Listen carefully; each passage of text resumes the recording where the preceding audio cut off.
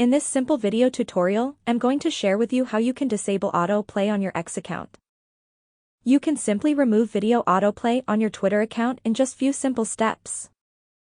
To do this, simply open up your X app. Tap right here on your profile icon. Scroll down onto the option of Settings and Privacy. Select the second last option of Accessibility, Display and Languages. On this page, tap right here on this first option. Scroll down into the section of Motion. Select Video Autoplay. Right here you can choose either to completely disable autoplay or to only get enable on Wi-Fi. That's how easy it is to disable video autoplay on your X account. If you have any questions, just let me know in the comments section down below. Please don't forget to leave a like, share and subscribe for more video tutorials like this one.